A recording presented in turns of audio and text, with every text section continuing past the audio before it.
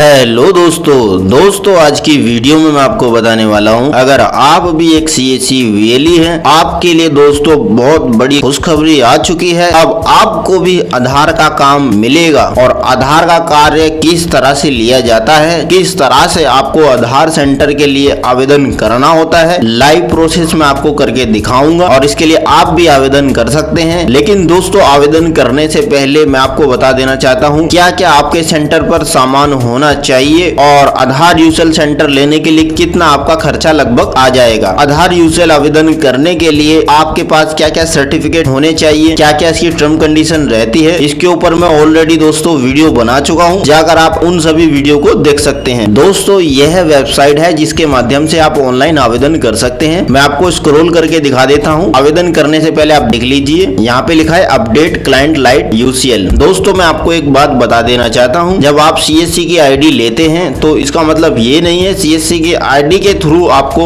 आधार का एक्सेस मिल जाता है। सीएससी आईडी के थ्रू आप केवल पैकोड जनरेट करते हैं। दोस्तों यूआईडीआई का अपना एक यूसीएल सॉफ्टवेयर रहता है जिसके माध्यम से आप आधार की सर्विसेज में वर्क कर पाएंगे। आधार का कार्य किसी ऑनलाइन वेबसाइट के माध्यम से नहीं होता है। तो चलिए दोस्तों, जैसे कि आप देख सकते हैं यहाँ पे मैं आपको दिखा देता हूँ। यहाँ पे लिखा है about demographic update and UCL. यहाँ पर दोस्तों आपको डेमोग्राफिक डिटेल्स के बारे में बताया गया है, जैसे कि मैं आपको दिखा देता हूं। दोस्तों जैसे कि यहाँ पे लिखा है, मैं आपको इसको पढ़ के बता देता हूं। यहाँ पे लिखा है UCL is a demographic update client lite software developed by UIDAI through which a residents can update his demographic details like name, address, mobile, email and etc. कहने का मतलब दोस्तों जैसे कि मैंने आपको बताया सीएससी आईडी आपको मिल चुकी है, आपका सीएससी आईडी का अप्रूवल आ गया है। तो इसका मतलब ये नहीं है कि आप सीएससी आईडी के अंदर ही आपको आधार की सर्विसेज मिल जाएगी। आपको एक यूसीएल सॉफ्टवेयर मिलता है। यूसीएल सॉफ्टवेयर किसने डेवलप किया है? यूआईडीआई, जो आधार एजेंसी रन करती है यूआईडीआई, उनका एक अपना सॉफ्टवेयर रहता है यूसीएल। जब आप दोस्तों सीएससी की तरफ से यूसीएल के लिए आवेदन कर देते हैं तब आपको ऐसे में सीएससी द्वारा ऑथराइज करवा दिया जाता है और साथ ही एक यूसीएल सॉफ्टवेयर आपको प्रोवाइड करवा दिया जाता है। और दोस्तों यूसीएल के माध्यम से आप केवल डेमोग्राफिक अपडेशन कर सकते हैं। डेमोग्राफिक क्या रहता है? यहाँ पर आपकी लिखित में जानकारी को दर्ज किया जाता है, उसको डेमोग्राफिक विवरण कहते हैं। जैसे नाम, date of birth, gender, email ID, address update, ये सभी दोस्तों डेमोग्राफिक में आता है। और जहां पर आपके बायोमेट्रिक कैप्चर किए जाते हैं, जैसे आइरिस, फोटो, फिंगरप्रिंट, ये सभी जानकारी दोस्तों आपकी बायोमेट्रिक में आती है। तो यहाँ पर जब आप यूसीएल ले लेते हैं तो यूसीएल लेने के बाद आप केवल डेमोग्राफिक में ही कार्य कर पाएंगे। और वर्तमान में यूआईडीआई द्वारा यूसीएल ऑपरेटर के सॉफ्टवेयर से नाम, डेट ऑफ बर्थ, जेंडर, इन सभी सेवाओं को डिसेबल कर दिया गया है। वर्तमान में दोस्तों आप केवल यूसीएल के माध्यम से मोबाइल, ईमेल, एड्रेस और डॉक्यूमेंट अपडेट, केवल यह सर्विसेज में कार्य कर पाएंगे। और दोस्तों मैं आपको बता देना चाहता हूं, यूसीएल के लिए अगर आप आवेदन कर रहे हैं तो आपके पास किस तरह का लैपटॉप होना चाहिए, यहाँ पे टर्म कंडीशन में बताया गया है। मैं आपको शॉर्टकट में बता देता हूँ। आपके पास जो लैपटॉप रहेगा i5 यानी लैपटॉप का जो कोर रहेगा i5 और उसकी जनरेशन 8 रहे, कोई दिक्कत नहीं है। 9, 10 मिनिमम जो होना चाहिए i5, 8 जनरेशन, 10 जनरेशन। इससे अगर i3, i4 आप ये लैपटॉप ले लेते हैं दोस्तों, यूसीएल सॉफ्टवेयर इसमें रजिस्टर्ड भी हो जाएगा, लेकिन आप प्रॉपर वर्क नहीं कर पाएंगे, कभी आपका सिस्टम हैंग होकर चलेगा। अगर आप बेहतर तरीके से कार्य को करना चाहते हैं, आप चाहते हैं आपका सिस्टम हैंग ना हो, ऐसा तो नहीं है दोस्तों। केवल आप लैपटॉप केवल यूसीएल के लिए लेंगे, उसमें कोई अदर सॉफ्टवेयर इंस्टॉल नहीं करेंगे। अगर आप आधार यूसीएल में कार्य करना चाहते हैं तो थोड़ा अच्छा लैपटॉप ले लीजिए, जैसे कि यहाँ पे बताया गया i5 मिनिमम होना चाहिए और उसका प्रोसेसर 2.0 गीगाहर्ट्ज और जनरेशन जैसे मैंने बताया 8 जनरेशन चलेगा, 9 हो और बेहतर है। कम से कम रैम दोस्तों 8 GB होनी चाहिए ताकि सिस्टम हैंग ना हो। हार्ड डिस्क 500 GB मिनिमम चल जाएगी, 1 TB हो तो और ज्यादा बेहतर है। और SSD दोस्तों आपके लैपटॉप के अंदर अगर SSD है 256 GB अगर SSD है तो और बेहतर रहेगा। लैपटॉप जब आप लें तो SSD वाला ले लेना, आपके सिस्टम की स्पीड थोड़ी फास्ट हो जाएगी। और लैपटॉप विंडो 10 या विंडो 11 चलेगा। अब दोस्तों मैं आपको दिखाता हूँ किस तरह से आपको आवेदन करना है। ये वेबसाइट है जिसके माध्यम से आप यूसीएल आवेदन कर सकते हैं। और यहाँ पे आने के बाद आपको डिजिटल सेवा पे कनेक्ट कर देना है और यहाँ से आपको अपनी सीएससी आईडी से लॉगिन कर लेना है। तो दोस्तों मैं आपको बता देना चाहूंगा, अगर आप भी आधार यूसीएल का कार्य लेना चाहते हैं, आप हमारे चैनल पे जा सकते हैं, जहाँ पर हमने आधार यूसीएल के लिए कई वीडियो को बनाया है, किस तरह से आप आधार यूसीएल के लिए कार्य कर सकते हैं। और आधार यूसीएल के लिए अगर आप आवेदन कर रहे हैं तो ऐसे में आपको एक वेरीफायर की आवश्यकता होती है। वेरीफायर कौन होते हैं मैंने आपको डिटेल्स वाइज बता बता दिया है। ऐसा ना हो दोस्तों आपने यूसीएल के लिए आवेदन कर दिया है, सभी टर्म कंडीशन को एग्री कर लिया है, लैपटॉप खरीद लिया है और भी एसेशनल चीजों को आपने परचेज कर लिया है, लेकिन जब वेरीफाइड की बात आती है वेरीफाइड नहीं ढूंढ पाते हैं तो आपकी सारी मेहनत बेकार चली जाएगी। तो इसके ऊपर भी मैं ऑलरेडी वीडियो बना चुका हूं, जाकर आप उन सभी वीडियो को देख सकते हैं। तो दोस्तों जैसे कि आप देख सकते हैं, जैसे ही आपने इस फॉर्म को आवेदन करने के लिए डिजिटल सेवा पे कनेक्ट किया, यहाँ पर दोस्तों कुछ इस तरह से ऑप्शन आ जाते हैं। अगर आप ऑलरेडी यूसीएल के लिए आवेदन कर चुके हैं, आपका प्रोसेस कहां तक पहुंच गया है उसको आप देखना चाहते हैं तो आपको यहाँ पे क्लिक हियर पे क्लिक करना है। अगर दोस्तों आप उनकी कॉन्टेक्ट डिटेल्स चाहते हैं, यूसीएल से संबंधित कोई आपको हेल्प चाहिए या आप ये देखना चाहते हैं किस स्टेट में किनको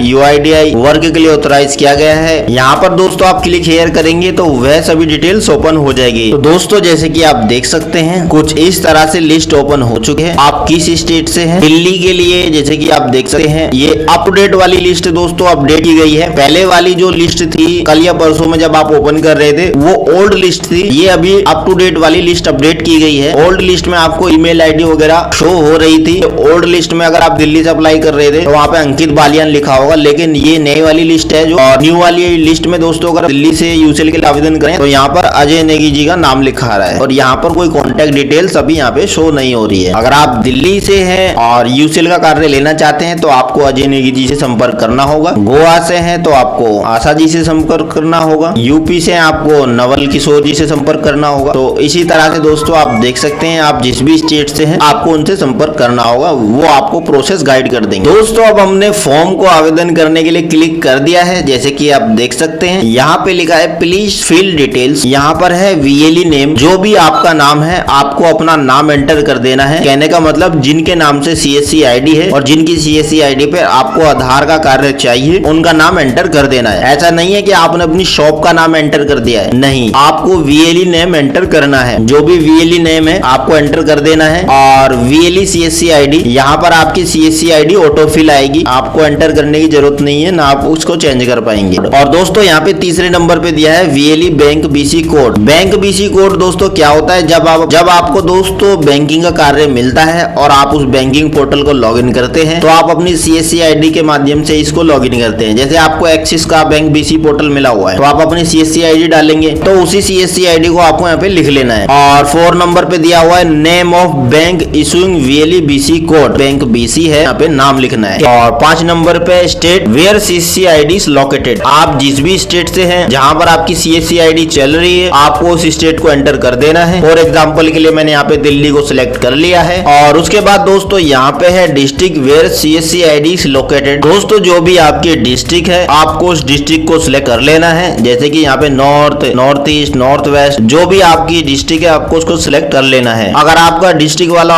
ऑप्शन ओपन नहीं हो रहा है दोस्तों आपको थोड़ा सा वेट करना है, थोड़ा सर्वर इशू हो सकता है, ये ओपन हो जाएगा। और यहाँ पे 7 नंबर पे दोस्तों पिन कोड, जिस भी पिन कोड में आप अपनी सीएससी आईडी चला रहे हैं। अब यहाँ पे दोस्तों 8 नंबर पे पूछा जा रहा है सीएससी सेंटर कंप्लीट एड्रेस। आपके डॉक्यूमेंट पे जो भी एड्रेस है वो तो घर का एड्रेस है। अब हर व्यक्ति का जहाँ पर घर है वहाँ तो दुकान होगी नहीं, थोड़ी लोकेशन अलग हो सकती है, तो ऐसे में आपको कंफ्यूज नहीं होना है। डॉक्यूमेंट पे एड्रेस जो भी है वो अलग है, लेकिन जहाँ पर आपका सीएससी सेंटर चल रहा है तो आपको वो एड्रेस यहाँ पे एंटर कर देना है। और दोस्तों यहाँ पे 9 नंबर पे है वीएलई मोबाइल नंबर, आपको अपना पर्सनल मोबाइल नंबर एंटर कर लेना है जो मोबाइल नंबर आपके यूज में है। और यहाँ पे ईमेल आईडी, वो ईमेल आईडी जो आपकी पर्सनल ईमेल आईडी है, यूसीएल से जुड़ी कोई भी अपडेट है वो आपको ईमेल आईडी पे मिलती रहेगी। और दोस्तों यहाँ पे 11 नंबर पे पूछा गया है आधार NSEIT ऑपरेटर या सुपरवाइजर सर्टिफिकेट। आधार यूसीएल के लिए आधार ऑपरेटर होना जरूरी है। अगर आप भी आधार ऑपरेटर का एग्जाम पास करना चाहते हैं, आने वाली वीडियो में मैं आपको इनके अलग अलग टॉपिक के ऊपर अलग अलग वीडियो लेकर आऊंगा। दोस्तों अगर आप भी आधार ऑपरेटर का एग्जाम देना चाहते हैं तो आधार ऑपरेटर एग्जाम के लिए दोस्तों कुछ ये टॉपिक रहते हैं जो मैंने बना के रखे हुए हैं। और जैसे कि मैंने आपको लास्ट वीडियो में बताया था मैं इसके ऊपर अलग से वीडियो लेके आने वाला हूं। जैसे कि आप देख सकते हैं ये चैप्टर है, चैप्टर 1, चैप्टर 2, इस तरह से दोस्तों ये चैप्टर है और इन सभी चैप्टर के ऊपर अलग अलग मैं वीडियो लेके आऊंगा ताकि आप भी समझ सके आधार का एग्जाम में क्या क्या क्वेश्चन आते हैं और कैसे इसको पास किया जाता है। वह सभी इंपोर्टेंट क्वेश्चन आंसर मैं कवर करके चलूंगा। इसमें दोस्तों 9 चैप्टर दिए हुए हैं और एग्जाम बहुत ही इजी रहेगा, इजी तरीके से मैं आपको बता दूंगा कि और आप भी इसको इजीली पास कर पाएंगे। अगर आपके दोस्तों पासिंग मार्क्स आते हैं तो आपको आधार ऑपरेटर का सर्टिफिकेट मिलता है, लेकिन आप अच्छे मार्क्स लेके आते हैं तो आपको आधार सुपरवाइजर का सर्टिफिकेट मिलता है। तो आप कोशिश ये करें कि आपको आधार सुपरवाइजर का सर्टिफिकेट मिल जाए। दोस्तों आप भी अगर आधार सुपरवाइजर का एग्जाम पास करना चाहते हैं या CSC से जुड़ी नई अपडेट के बारे में जानकारी प्राप्त करना चाहते हैं तो इसके लिए दोस्तों आप हमारे चैनल से जुड़ सकते हैं ताकि आने वाली अपडेट आपको दोस्तों मिलती रहे। अब दोस्तों वापस टॉपिक पे चल लेते हैं। आधार सुपरवाइजर का सर्टिफिकेट है, आपको करना है यस, नो नहीं करना है दोस्तों। ऐसा नहीं हो कि आपको लगे कि मैं अभी तो नो करके इसको फिलअप कर देता हूँ, बाद में पास करता रहूंगा। नो नहीं करना है, यस ही करना है, क्योंकि टर्म कंडीशन को अगर आप नो कर देंगे फिर आपका प्रोसेस कंटिन्यू नहीं हो पाएगा, रिजेक्ट हो जाएगा फॉर्म। और दोस्तों जो आपको आधार सुपरवाइजर का सर्टिफिकेट मिलता है उसके ऊपर एक सर्टिफिकेट नंबर रहता है, उसको यहाँ पे एंटर कर देना है। और यहाँ पे दोस्तों पुलिस वेरिफिकेशन 3 महीने से अधिक पुरानी नहीं होनी चाहिए, यहाँ पे करना है यस। और यहाँ से दोस्तों पुलिस वेरिफिकेशन को अपलोड कर देना है। और 12वें नंबर पे बोला गया दोस्तों ऑपरेटर सुपरवाइजर ई आधार, आपको एक आधार का PDF डाउनलोड कर लेना है और उस PDF को JPG में कन्वर्ट कर लेना है, यानी इमेज PDF का आप दोस्तों स्क्रीनशॉट ले लीजिए, उसका इमेज आपको यहाँ पे अपलोड कर देना है। आपको करना है यस और यहाँ पे आपको अपना आधार नंबर एंटर करना है और यहाँ से फाइल को अपलोड कर देना। और उसके बाद दोस्तों 13वें नंबर पे है operator supervisor mobile number link with Aadhaar, आपको करना है यस और यहाँ पे मोबाइल नंबर एंटर कर देना है। कहने का मतलब दोस्तों ये है जब आप आधार सेवाओं के लिए आवेदन करना चाहते हैं तो आपके आधार के साथ एक मोबाइल नंबर रजिस्टर्ड होना चाहिए। जब आप अपने आधार सॉफ्टवेयर को लॉगिन करेंगे तो दोस्तों आपको रजिस्टर्ड मोबाइल नंबर पर OTP प्राप्त होगा, उसके बाद ही दोस्तों आप आधार सॉफ्टवेयर पर एक्सेस कर पाएंगे। और 14 नंबर पे दोस्तों operator supervisor alternative mobile number, आपको करना है यस। ऑल्टरनेटिव में भाई का, मम्मी पापा इन्हीं का मोबाइल नंबर एंटर कर देंगे। दोस्तों ये सभी स्टार मार्क है तो आप इसको छोड़ नहीं सकते किसी को भी। 15वें नंबर पे दिया दोस्तों ईमेल आईडी, आपको अपनी पर्सनल ईमेल आईडी को एंटर कर लेना है। और यहाँ पे 16 नंबर पे दोस्तों लैपटॉप अवेलेबल एज पर UIDAI स्पेसिफिकेशन, जैसे दोस्तों मैंने आपको बताया था लैपटॉप आपके पास i5 8 जनरेशन, क्या रैम होनी चाहिए, क्या हार्ड डिस्क होनी चाहिए, क्या SSD होनी चाहिए, वही चीज यहाँ पे बताई जा रही है। आपको यहाँ पे दोस्तों यस कर देना है। और उसके बाद है 17 नंबर पे colour multi function printer available, आपको यस कर देना है। Single finger print scan device available, आपने परचेज नहीं की है लेकिन यूसेल के लिए आवेदन करना चाहते हैं तो आपको यस करना होगा। जब आपका क्रेडेंशियल बन जाएगा आप बाद में भी परचेज कर सकते हैं, आपको करना है yes. Single iris scan device available, आपको करना है yes. TFT monitor device available, आपको करना है यस। GPS डिवाइस अवेलेबल, आपको करना है yes. CSC centre having the space of waiting area of at least sitting of 5 citizen, कम से कम CSC सेंटर के अंदर 5 लोगों की बैठने की व्यवस्था तो हो, तो आपको यहाँ पे कर देना है यस। और CSC सेंटर के इनसाइड की फोटो मांगी जा रही है और यहाँ पे आउटसाइड, तो दोस्तों आपको CSC सेंटर के इनसाइड आउटसाइड दोनों तरफ की फोटो अपलोड कर देनी है। अब उसके बाद आ जाते हैं दोस्तों 23 नंबर पे इंटरनेट अवेलेबिलिटी एट सेंटर, आपको कर देना है यस। और यहाँ पे ब्रॉडबैंड स्टैटिक IP मांगा जा रहा है। स्टैटिक IP के लिए कहाँ आप कॉन्टेक्ट कर सकते हैं, जिनसे आपने दोस्तों अपना नेट का कनेक्शन लगवाया हुआ है आप उनसे कॉन्टेक्ट कीजिए, वो आपको बता देंगे कैसे स्टैटिक IP मिलेगी। और हर एरिया में स्टैटिक IP का अलग अलग प्रोसेस रहता है। दिल्ली से अगर आप हैं तो 100 या 200 रुपए पर मंथ आपको मिल जाता है। और यहाँ पे 24 नंबर पे CCTV camera available at the centre, आपको कर देना है यस और यहाँ से फोटो अपलोड कर देनी है। और दिव्यांग friendly centre with the availability off ramp and wheel chair, आपको कर देना है yes. Token system machine available for the citizen, आपको कर देना है यस। और फोटो जो भी है टोकन मशीन की अपलोड कर देनी है। टॉयलेट फैसिलिटी अवेलेबल, और यहाँ पे जो ये कैप्चा दिया हुआ है इसको कर देना है आपको एंटर। और कैप्चा एंटर करने के बाद यहाँ से आपको टर्म कंडीशन को कर लेना है एग्री। और उसके बाद आपको दोस्तों यहाँ पे सबमिट बटन पे क्लिक कर देना है। दोस्तों जैसे ही आप इसको सबमिट कर देते हैं आपकी डिटेल्स आपकी CSC टीम के पास चली जाती है। अब आगे का प्रोसेस दोस्तों क्या रहता है मैं आपको बता देता हूँ। आपने इस फॉर्म को सबमिट कर दिया है तो आपको ऐसा नहीं टेंशन फ्री होकर बैठ जाना है कि सबमिट कर दिया फॉर्म अब तो मेरा UCL बन के अपने आप ही आ जाएगा। नहीं, जो जो आपने यहाँ पे डॉक्यूमेंट अपलोड किए हैं जैसे आधार सुपरवाइजर सर्टिफिकेट, बैंक मित्रा सर्टिफिकेट, वेरीफायर के डॉक्यूमेंट्स, आपकी स्टैटिक IP, क्या क्या डॉक्यूमेंट आपको देने हैं वो आप अपने